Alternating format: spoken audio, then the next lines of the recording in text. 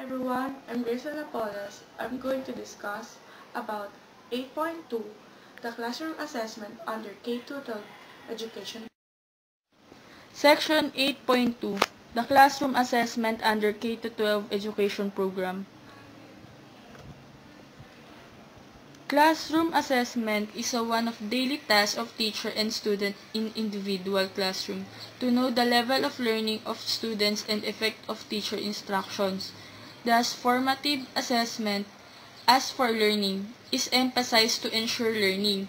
Every learner is encouraged to engage in process of self-assessment. Assessment as learning. Summative form of assessment of learning are also part of the curriculum assessment under K-12 curriculum.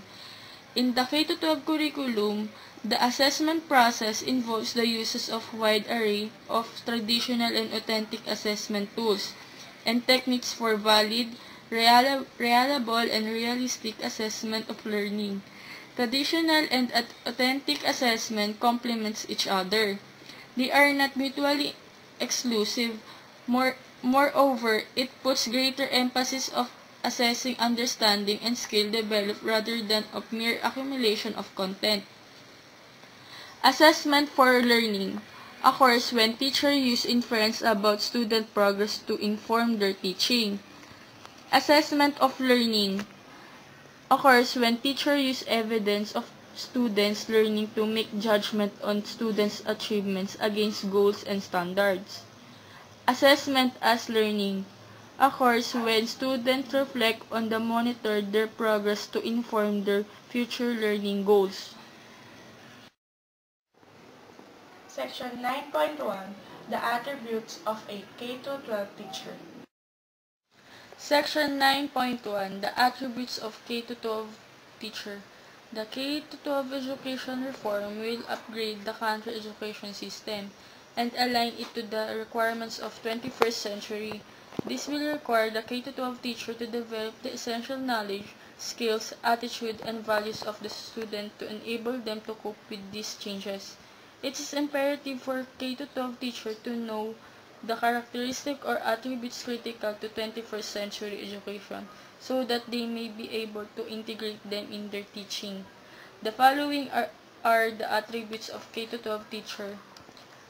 Multiliterate as the first century expand of learning. Literacy or the ability to identify, understand, interpret, create, communicate, and compute the printed and written materials. UNESCO 2005 must also expand to include the media and digital literacy, and multiliteracy teacher knows how to use the various technology in teaching. Second, the multi-specialist K-12 education geared for the holistic development of learner in developing the whole child various learning and expand must integrate for this. Teacher must be multi-specialist, that is, they must know knowledgeable not only the subject area they are teaching but in other areas as well, so that they can help the learners to build up what they gain in classroom and outside of the school and make sense of what was learned. Third, multi-skilled. K-12 usher in various ways of learning.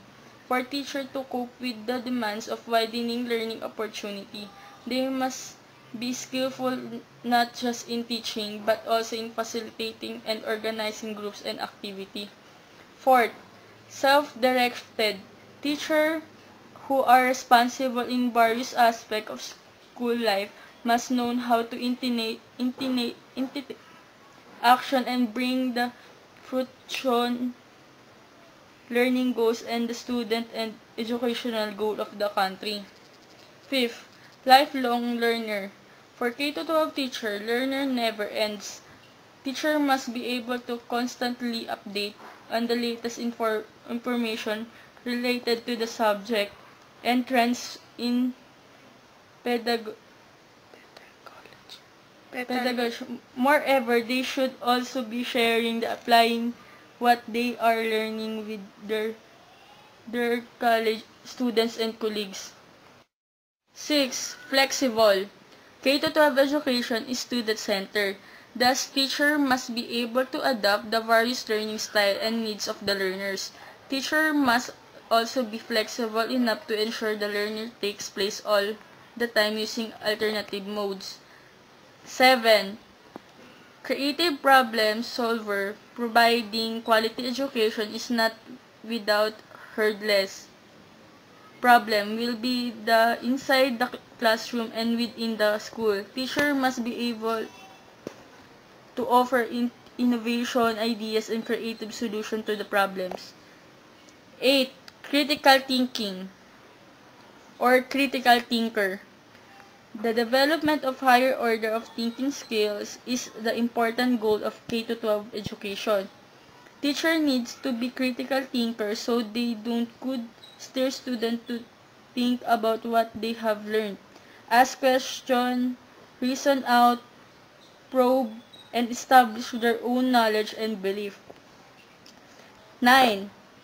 Has passion of excellent teaching. Having the passion to teach effectively ensure the student learn under the care of guidance of teacher. An ordinary teacher merely talks about give instructions to student, but K-12 teacher has passion to motivate students to learn and succeed in life. 10. Highly emotional quotient or EQ. To be a successful K-12 teacher, one must not only have to head but also in heart to teach. Teaching is emotionally taxing and influential job as it involves the interaction with human beings. This demands that